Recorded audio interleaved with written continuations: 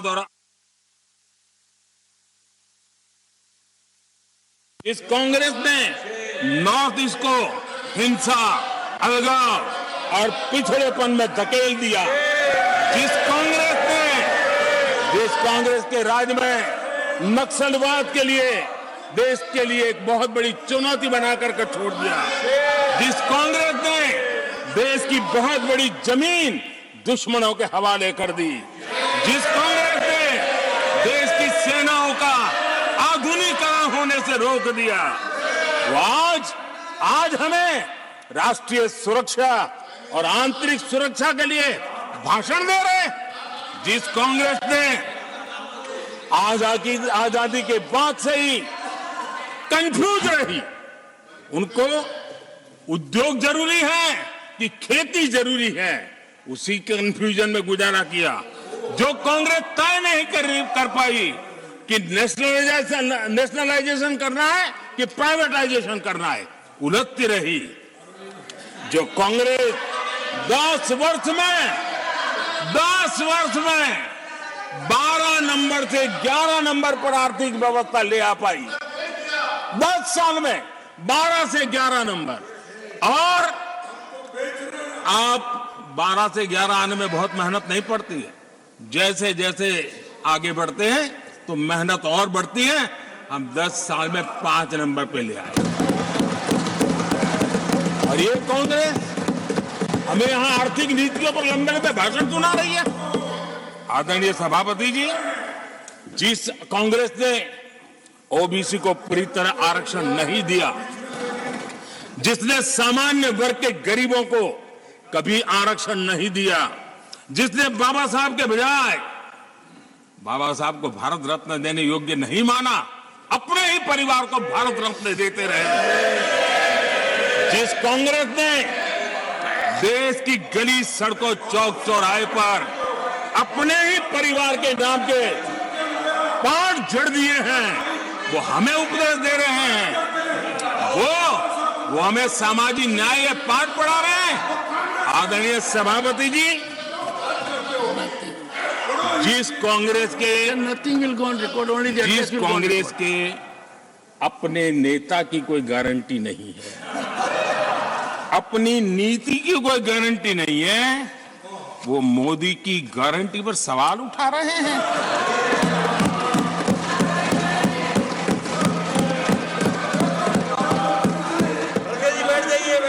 आदरणीय सभापति जी,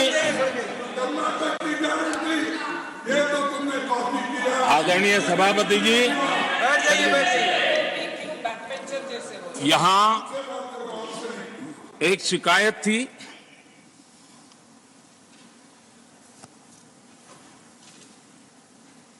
और उनको लगता है कि हम ऐसा क्यों कहते हैं, हम ऐसा क्यों देख रहे हैं।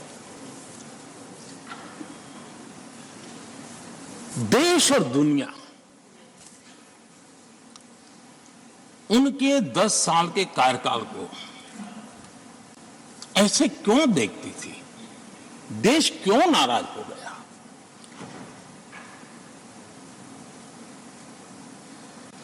इतना गुस्सा देश को क्यों आया?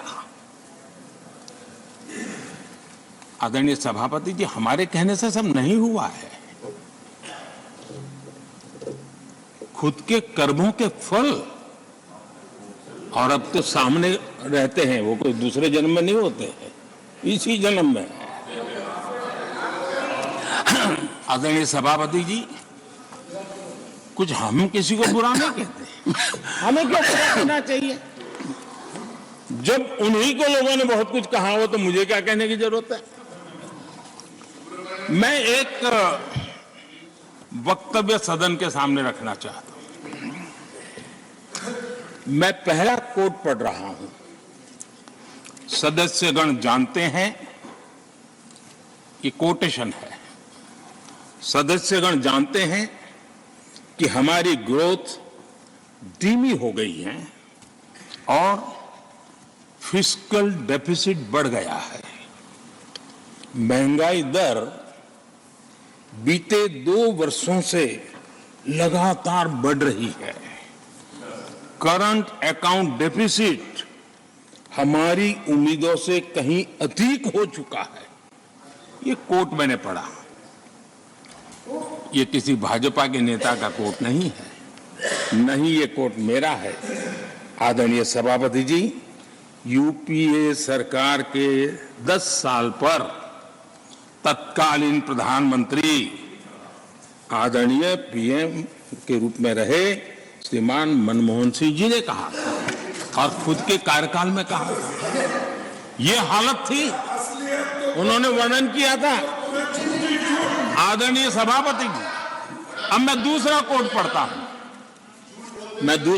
पढ़ता हूं, देश में व्यापक गुस्सा है, पब्लिक ऑफिस के मिसयूज को लेकर भारी गुस्सा है। इंस्टीट्यूशंस का मिसयूज कैसे होता था, ये उस समय में भी मैंने नहीं करा, ये उस समय के प्रधानमंत्री पद पर डॉक्टर मनमोहन सिंह जी कह रहे थे। उस समय भ्रष्टाचार को लेकर पूरा देश सड़कों पर था, गली गली में आंदोलन चल रहे थे। अब मैं तीसरा कोट पढ़ूंगा।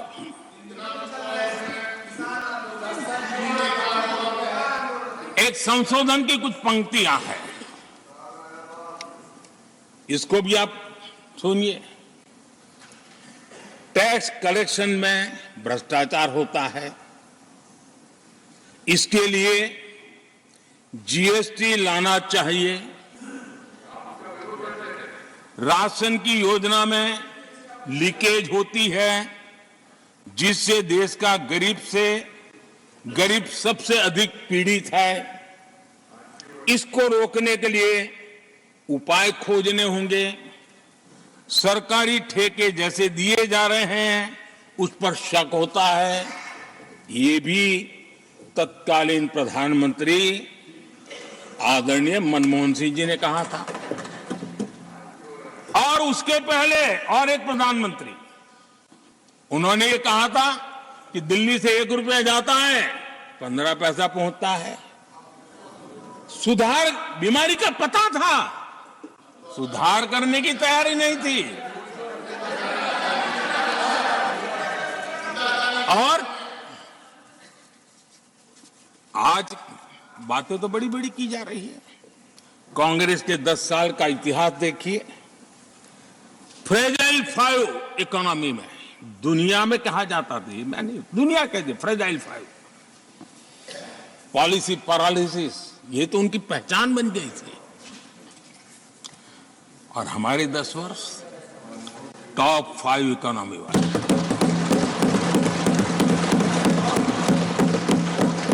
हमारे बड़े और निर्णायक फैसलों के लिए 10 साल याद किए जाए। आदरणीय सभापति जी, हम उस कठिन दौर से बहुत मेहनत करके, सोच समझ करके देश को संकटों से बाहर लाए हैं। ये देश ऐसे ही आशीर्वाद नहीं दे रहा है। आदरणीय सभापति जी, यहां सदन में अंग्रेजों को याद किया गया। Unbecoming conduct, please continue. No please please. आदरणीय सभापति जी, इस सदन में अंग्रेजों को याद किया गया। अब राजा महाराजाओं का तो अंग्रेजों के साथ गहरा नाता रहा था उस समय, तो अब मैं जरा पूछना चाहता हूं कि अंग्रेजों से कौन इंस्पायर्ड था। मैं तो ये तो नहीं पूछूंगा कि कांग्रेस पार्टी को जन्म किसने दिया था, ये तो मैं नहीं पूछूंगा। आजादी के बाद भी देश में गुलामी की मानसिकता को किसने बढ़ावा दिया? अगर आप अंग्रेजों से प्रभावित नहीं थे तो अंग्रेजों की बनाई दंड संहिता, पिनल कोड, आपने क्यों नहीं बदली? आदरणीय सभापति जी, अगर आप अंग्रेजों से प्रभावित नहीं थे तो अंग्रेजों के जमाने के सैकड़ों कानून क्यों चलते रहे? आप अगर अंग्रेजों से प्रभावित नहीं थे तो लाल बत्ती कल्चर, ये लाल बत्ती कल्चर इतने दशकों बाद भी क्यों चलता?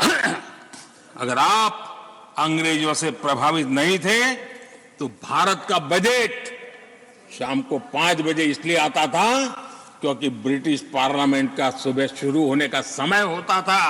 ये ब्रिटेन की पार्लियामेंट के समय के अनुकूल शाम 5 बजे बजट की परंपरा क्यों चलाए रखी थी आपने? कौन अंग्रेजों से इंस्पायर था? पर आप अंग्रेजों से प्रेरित नहीं थे तो हमारी सेनाओं के चिन्हों पर आज भी गुलामी के प्रतीक अब तक क्यों बने हुए थे? हम एक के बाद एक हटा रहे हैं। अगर आप अंग्रेजों से प्रेरित नहीं थे तो राजपथ को कर्तव्य पथ बनने के लिए मोदी का इंतजार क्यों करना पड़ा? आदरणीय सभापति जी, अगर आप अंग्रेजों से प्रभावित नहीं थे तो अंडमान और निकोबार इन द्वीप समूहों पर आज भी अंग्रेजी सत्ता के निशान क्यों लटके पड़े थे? आदरणीय सभापति जी, अगर आप अंग्रेजों से प्रभावित नहीं थे तो इस देश के सेना के जवान देश के लिए मन मिटते रहे, लेकिन देश के जवानों के सम्मान में एक वॉर मेमोरियल तक आप बना नहीं पाए थे। क्यों नहीं बनाया? अगर आप अंग्रेजों से इंस्पायर्ड नहीं थे, प्रभावित नहीं थे, तो भारतीय भाषाओं को हीन भावना से क्यों देखा? स्थानीय भाषा में पढ़ाई के प्रति आप लोगों की बेरुखी क्यों थी? आदरणीय सभापति जी, अगर आप अंग्रेजों से प्रेरित नहीं थे तो भारत को मदर ऑफ डेमोक्रेसी बताने में आपको कौन रोकता था? आपको क्यों महसूस नहीं हुआ कि दुनिया में? आदरणीय सभापति जी, मैं सैकड़ों उदाहरण दे सकता हूं कि आप किस प्रभाव में काम करते थे और देश को सुनते ये सारी बातें याद आने वाली है। आदरणीय सभापति जी, मैं एक और उदाहरण देना चाहता हूं। कांग्रेस ने नैरेटिव फैलाया और इस नैरेटिव का परिणाम क्या हुआ कि भारत की संस्कृति और संस्कारों मानने वाले लोगों को बड़े हीन भाव से देखा जाने लगा, ढकियानों से मानने लगा गया और इस प्रकार से एक हमारे अतीत के प्रति अन्याय करने की नौबत आई है। अपनी मान्यताओं को गाली देते हैं, अपनी अच्छी परंपराओं को गाली देते हैं तो आप प्रोग्रेसिव है। इस प्रकार के नैरेटिव गढ़े जाने लगे देश में और उसका नेतृत्व कहां होता था ये दुनिया भली भांति जानती है। दूसरे देश से आयात करना, उसको गर्व का और भारत की कोई चीज है तो दूसरे दर्जे की है, ये स्टेटस बना दिया गया था। ये स्टेटस सिंबल बाहर से आया, मेड इन फॉरेन स्टेटस बना दिया था। ये लोग आज भी वोकल फॉर लोकल बोलने से बच रहे हैं। मेरे देश के गरीबों के कल्याण का काम हो रहा है। आज आत्मनिर्भर भारत की बात उनके मुंह से नहीं निकलती है। आज मेक इन इंडिया कोई बोलता है तो उनके पेट में चूहे दौड़ने लग जाते हैं। आदरणीय सभापति जी, देश ये सब देख चुका है और अब समझ भी चुका है और उसी का परिणाम आप भुगत भी रहे हैं। आदरणीय सभापति जी, राष्ट्रपति जी ने अपने अभिभाषण में विस्तार से चार सबसे बड़ी जातियों के विषय में हम सबको संबोधित किया था। युवा, नारी, गरीब और हमारे अन्नदाता। हम जानते हैं इनकी समस्याएं ज्यादातर एक समान है, उनके सपने भी एक समान है और उसके समाधान अगर करने हैं तो थोड़ा 19-20 का फर्क पड़ेगा, लेकिन इन चारों वर्गों के समाधान के रास्ते भी एक ही हैं और इसलिए उन्होंने बहुत ही उपयुक्त रूप से राष्ट्र का मार्गदर्शन किया है कि इन 4 स्तंभों को मजबूत करिए, देश विकसित भारत की तरफ तेज गति से आगे बढ़ेगा।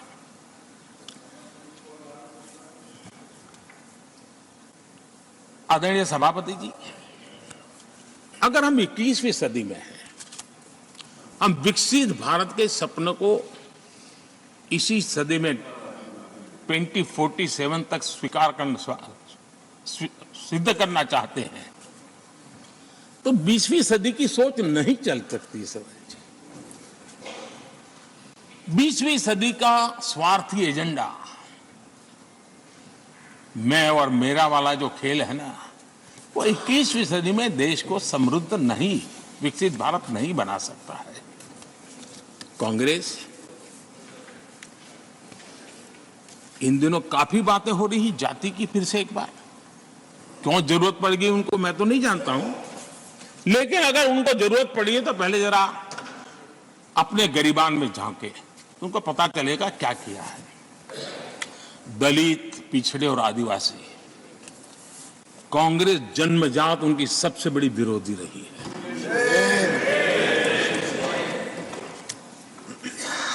और मैं तो कभी कभी सोचता हूं, अगर बाबा साहब न होते ना, तो शायद कि एससी एसटी को आरक्षण मिलता कि नहीं मिलता, ये भी मेरे मन में सवाल उठता है। आदरणीय सभापति जी, और मैं ये कह रहा हूं, इसके पीछे मेरे पास प्रमाण है। इनकी सोच आज से नहीं, उस समय से ऐसी है, मेरे पास प्रमाण। और मैं प्रमाण के सिवाय मैं यहां कहने के लिए नहीं आया। आदरणीय सभापति जी, और जब बातें वहां से उठी हैं, तो फिर तैयारी रखनी चाहिए उनको। मेरा परिचय तो हो चुका है, 10 साल हो गए।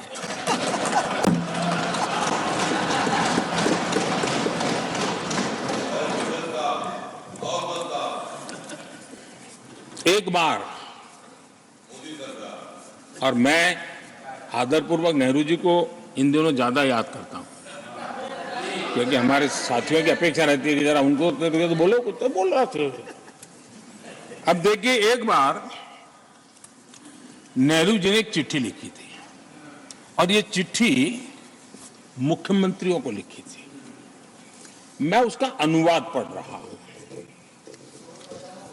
उन्होंने लिखा था, ये देश के प्रधानमंत्री पंडित नेहरू जी द्वारा उस समय के देश के मुख्यमंत्रियों को लिखी गई चिट्ठी है, ऑन रिकॉर्ड है। मैं अनुवाद पढ़ता हूं। मैं किसी भी आरक्षण को पसंद नहीं करता, और खासकर नौकरी में आरक्षण तो कतई नहीं।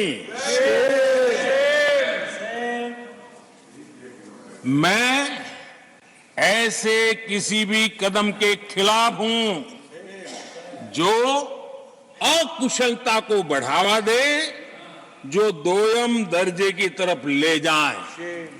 ये पंडित नेहरू ने मुख्यमंत्रियों को लिखी हुई चिट्ठी है। और तब जाकर के मैं कहता हूं, ये जन्मजात इसके विरोधी है। नेहरू जी कहते थे, अगर एससी, एसटी, ओबीसी को नौकरियों में आरक्षण मिला तो सरकारी काम का स्तर गिर जाएगा। और आज जो आंकड़े गिनाते हैं ना कि इतने यहां है, इतने यहां है, उसका मूल यहां है, क्योंकि उस समय उन्होंने रोक दिया था, रिक्रूटमेंट ही मत करो। अगर उस समय सरकार में भर्ती हुई होती और वो प्रमोशन करते करते आगे बढ़ते, तो आज यहां पर पहुंचते। सभापति जी, ये कोर्ट में पढ़ रहा हूं, आप वेरीफाई कर सकते हैं। मैं पंडित नेहरू का कोट पढ़ रहा हूं।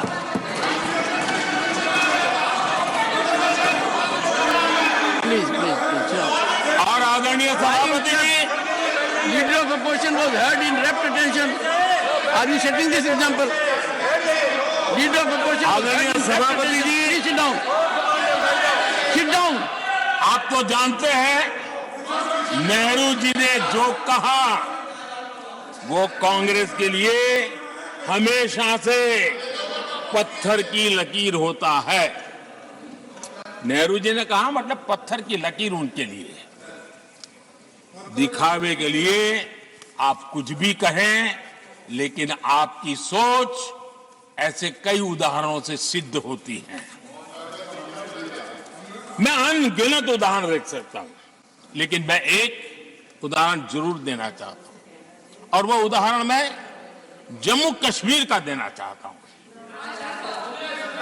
कांग्रेस ने जम्मू कश्मीर के एससी, एसटी, ओबीसी को 7 दशकों तक उनके अधिकारों से वंचित रखा।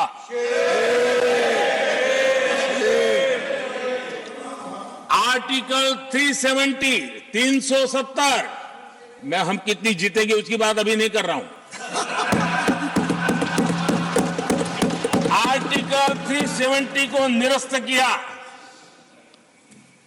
तब जाकर के इतने दशकों के बाद एसटी, एसटी, ओबीसी को वो अधिकार मिले जो देश के लोगों को बरसों से मिले हुए थे। उसको रोक के रखा था।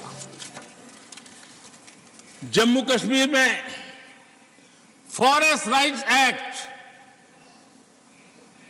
उनको प्राप्त नहीं था। जम्मू कश्मीर में प्रिवेंशन ऑफ एट्रोसिटी एक्ट नहीं था। ये हमने 370 हटाकर ये अधिकार उनको दिए। हमारे एससी समुदाय में भी सबसे पीछे पीड़ित कोई रहा तो हमारा वाल्मीकि समाज रहा, लेकिन हमारे वाल्मीकि परिवारों को भी 7 दशक के बाद भी जम्मू कश्मीर में रहे लोगों की सेवा करते रहे, लेकिन डोमिसाइल का अधिकार नहीं दिया गया। ये है। और मैं आज देश को भी अवगत करना चाहता हूं कि स्थानीय निकायों में, लोकल सेल्फ गवर्नमेंट्स में ओबीसी के आरक्षण का विधेयक भी कल 6 फरवरी को लोकसभा में भी पारित हुआ।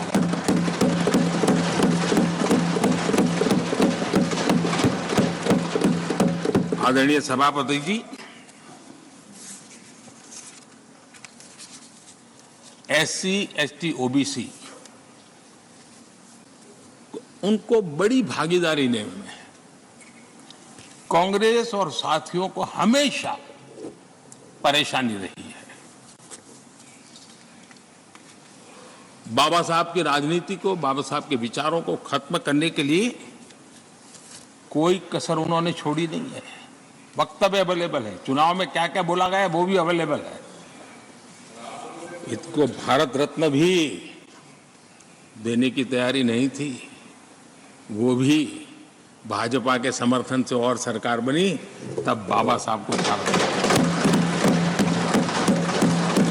इतना ही नहीं, सीताराम केसरी अति पिछड़ी जाति से कांग्रेस पार्टी के अध्यक्ष उठा करके फुटपाथ पर फेंक दिया गया। ओबीसी, वो वीडियो अवेलेबल है, वो देश ने देखा सीताराम केसरी के साथ क्या हुआ। और आदरणीय सभापति जी, इनके एक मार्गदर्शक अमेरिका में बैठे हैं। सभापति जी, इनके एक मार्गदर्शक अमेरिका में बैठे हैं। Sir, only the address will go on record. जो Please, only address, no. पिछले चुनाव में हुआ तो हुआ के लिए फेमस हो गए थे, और कांग्रेस इस परिवार के काफी करीबी है। उन्होंने अभी अभी संविधान निर्माता बाबा साहब आम्बेडकर के उनके योगदान को छोटा करने का भरपूर प्रयास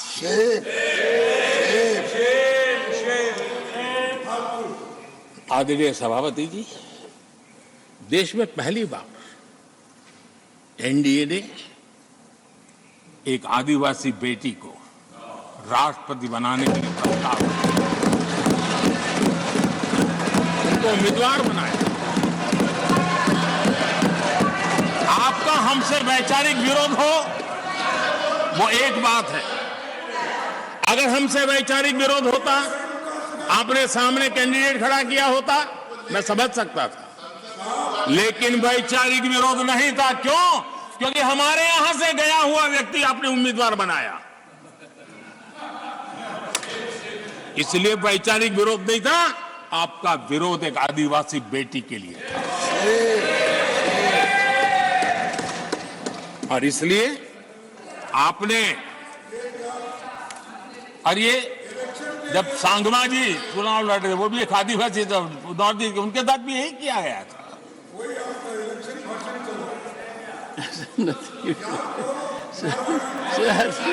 और आज तक सभापति जी, राष्ट्रपति जी का अपमान करने की घटनाएं कम नहीं है, पहली बार इस देश में हुआ है। उनके जिम्मेवार लोगों के मुंह से ऐसी ऐसी बातें निकली है, शर्म से माथा झुक जाए। राष्ट्रपति के लिए ऐसी भाषा बोली गई है, मन में जो कसक पड़ी है ना, वो कहीं न कहीं इस प्रकार से निकलते रहती है। एनडीए के अंदर हमने 10 साल काम करने का मौका मिला। हमने पहले दलित को और अब आदिवासी को, हमने हमेशा हमारी प्राथमिकता क्या है इसका परिचय दिया। आदरणीय सभापति जी, जब हम हमारी सरकार के परफॉर्मेंस की बात करता, एनडीए की जो गरीब कल्याण की नीतियों की बातें करता हूं, थोड़ा सा अगर उस समाज को निकट से जानते हो, आखिर कौन समाज है लाभार्थी, कौन लोग हैं? ये झुग्गी झोपड़ी में किसको रहने के लिए जिंदगी गुजरनी पड़ रही है? ये किस समाज के लोग हैं? मुसीबतों से गुजरना पड़ता है, व्यवस्थाओं से वंचित रहना पड़ा, कौन समाज है? हमने जितना काम किया है ना, ये एससी, एसटी, ओबीसी, आदिवासी इसी समाज के लिए है। कच्ची बस्तियों में रहने वाले लोगों को पक्का घर मिला है, तो मेरे इस समाज के बंधुओं को मिला है। स्वच्छता के अभाव में हर वर्ग बीमारी से जूझना पड़ता था, उनको स्वच्छ भारत अभियान का लाभ देने का काम सभापति जी हमारी योजनाओं के तहत मिला है, ताकि उसको अच्छी जिंदगी जीने का अवसर मिला। इसी परिवारों के हमारी माताएं बहनें धुएं से खाना पका पका करके अपनी स्वास्थ्य के संकट को झेल रही थी, हमने उनको उज्ज्वला गैस दिया, वो इन्हीं परिवारों को। मुफ्त राशन हो, मुफ्त इलाज हो, इसके लाभार्थी यही मेरे परिवार हैं, जो समाज के इस वर्ग के मेरे परिवारजन हैं, जिनके लिए हमारी सारी योजनाएं काम कर रही है। आदरणीय सभापति जी, यहां पर कुछ ऐसा नैरेटिव रखा गया, कम से कम तथ्यों को इस प्रकार से नकारना किसका भला होगा? आप ऐसा करके अपनी क्रेडिबिलिटी भी खो रहे हैं, अपनी प्रतिष्ठा भी खो रहे हैं। आदरणीय सभापति जी, यहां शिक्षा के भ्रामक आंकड़े रखे गए, गुमराह करने का कैसा प्रयास होता है। पिछले 10 वर्ष में एससी, एसटी स्टूडेंट्स के लिए जो स्कॉलरशिप दी जाती है, 10 साल में उसकी वृद्धि हुई है।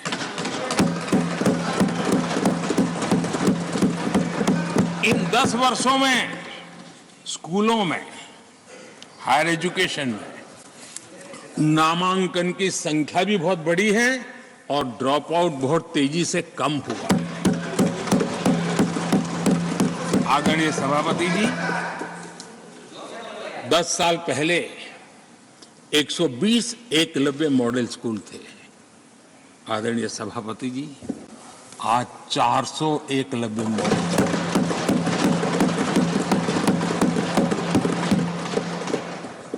आप इन चीजों को क्यों नकारते हैं, क्यों ऐसा करते हैं, मुझे समझ नहीं आता। सभापति जी, पहले एक सेंट्रल ट्राइबल यूनिवर्सिटी थी, आज 2 सेंट्रल ट्राइबल यूनिवर्सिटीज हैं।